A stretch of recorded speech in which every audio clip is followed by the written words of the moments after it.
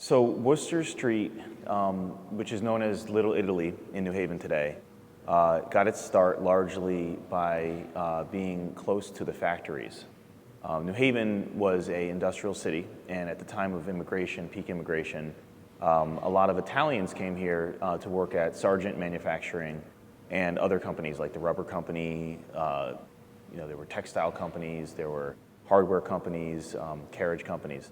So these were largely located in the Wooster Square area, and Wooster Street, which was a block from the harbor, actually had a lot of properties that were purchased by Italians. They would maybe raise an old house on sort of brick base and build a store below and live upstairs, or they would build a tenement house for their family or for their community. So in a lot of ways, the Wooster Street was a lot like other streets, but we know it today only because it hasn't been demolished completely. What Wooster Street has done for the community is save and keep Italian culture in New Haven, where in many other cases it's gone. It's the fact that we have the best pizza in the world located in three spots really on Wooster Street. And it's available, it's open, it's demanded, it's never a letdown to me. And it's really a legacy that New Haven has that I think is really important.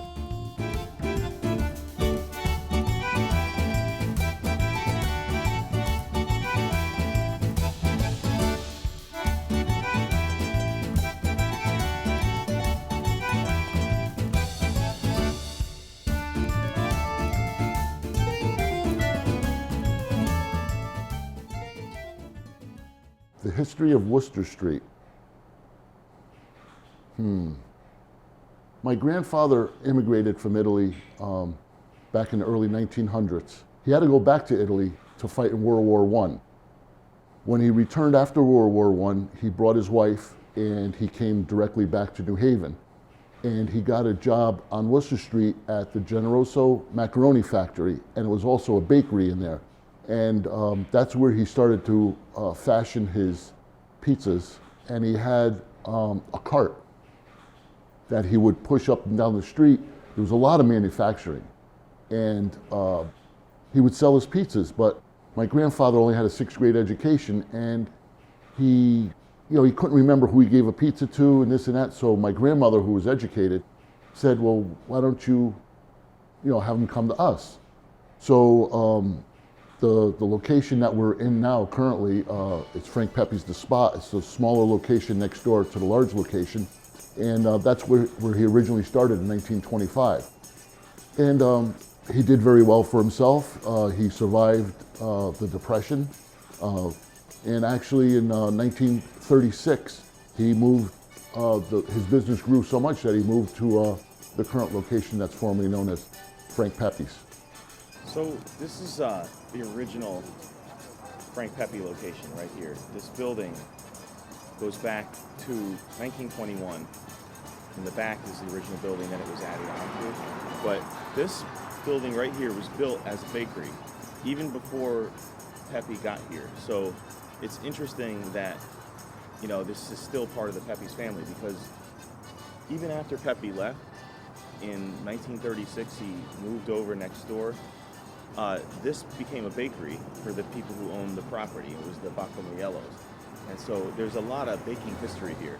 But this building has the original Pepe's oven, which goes back to, again, 1921. This was supposed to have been a gift to a baker who was supposed to marry into the family. That's the lore. That's what I was told.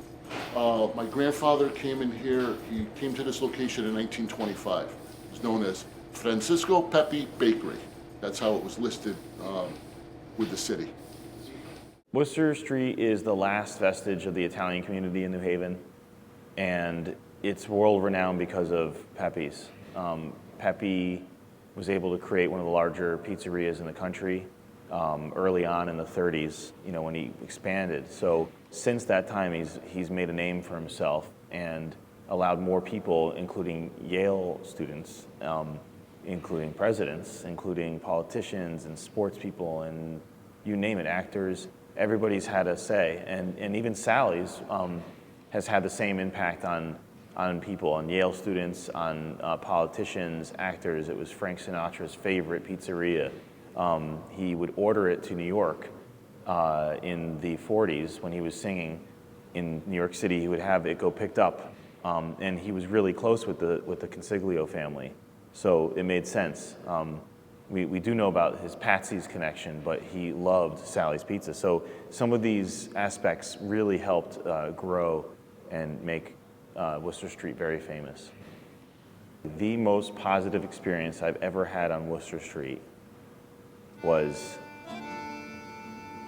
the last time I was eating at Sally's, and it's just that moment when the pie gets into your mouth. You start chewing on it, and you've been waiting and waiting, and then you smell it, and then you see it, you touch it, and then you bite into it. We, opened in 1938. What it was a bread bakery that had gone under, and my grandmother purchased it. I think it was like $600 or $800. My father, who at the time was the oldest, he was 21, and before that he had worked for his Uncle Frank Pepe down the street. He learned the trade from him. He started working there as a young boy, maybe 8, 10 years old, and he helped him out quite a bit, along the way. Al Gore was in here. A lot of well-known celebrities over the past, movie people, music people, and after about a lifetime, it became, very, very successful. New Haven has the best pizza in the country, and Wooster Street is basically the epicenter of that. My name's Nadine. I'm from Aunt Sonia. We're from Anaheim, California. I'm from New York. We come to Pepe's once a week because it's the best pizza. I came for a business trip, and I did a research online of places to eat, and this was one of the spots. Pepe's Pizzeria. I've been coming here since I was About 35 years. 35 years. Tonight the pepperoni ruled. It did. I thought the clam was good. And the white clam. They were all good. I know many people come in here from Europe. There was a German family in here some years back, and before that, CNN came in here and did a thing on us. The Food Network, the Travel Channel, and there was a German family in here that said they were coming, they're on holiday, and they saw us on TV in Germany, and they came in and tried it. But, being Yale, you got people, students from China and everywhere else. I know people who've come to Wooster Street from England, China, Germany, South America, certain countries. I've seen people come from all over the U.S. People take road trips, and they're going from one place to, going up from New York to Boston or from Florida to Maine, and they're like, we had to stop. We heard about this. So people are sort of putting it on their list. The customers are awesome. You don't understand. It's generation and generation. So one of the funniest things, well, my gosh, one time somebody proposed, well, there are a lot of times people propose, and then President Clinton came in last Thursday. We've had many celebrities come in, but you know what? My focus is not on the celebrities. It's on the people. It's the people that come in here that have been coming in here for so many years, or new people that come in. Celebrities are okay, they're great, but it's people like you, that come into our restaurant. That's what we're all about. We're not like Hollywood, although I would love to be in Hollywood, but it's not Hollywood. Italian culture has stayed on Wooster Street because of, collection of businesses that are there, the societies that are still there, and proximity to each other, so that to keep a tight-knit community has allowed both the businesses to thrive, but also the community to stay, some of the community to stay there. I think having it kind of being like an Italian neighborhood gives New Haven part of their culture. Because we have Libby's, we have Bates, Tone Lucille's, Consiglio, Sally's.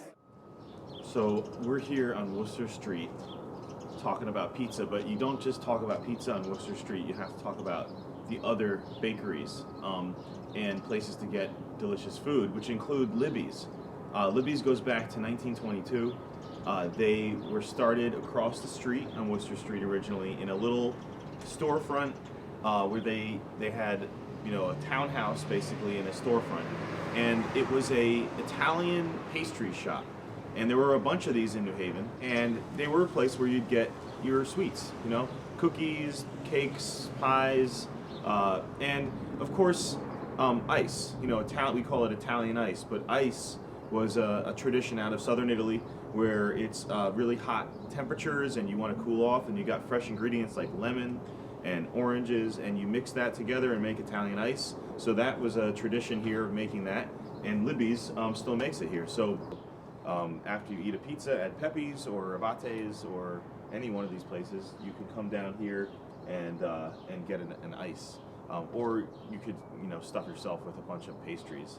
But you know, the family, the Delamora family, still runs this business, and they're doing a great job. So I do like seeing people who've never had New Haven pizza before, because they are either like shocked that it's so good, or they never heard of it, which is weird, or they're from New York sometimes and they're like, no way, it's better than New York. And then they eat it, and a lot of times they're like, wow, it's better than New York. And then sometimes there's people who are just like, it's pretty good, you know, and that's okay. So I think seeing the reaction is great, but the information that I give on the tours, for example, it can shock people. We basically invented the pizza box in New Haven. We had the first frozen pie machine, pizza vending machine was invented in New Haven, and that there were more Italians in New Haven per capita than any other city. So we had this understanding of pizza before anyone else, and I like when people are kind of surprised by that. But people from the area aren't surprised. They're like, oh, that makes sense.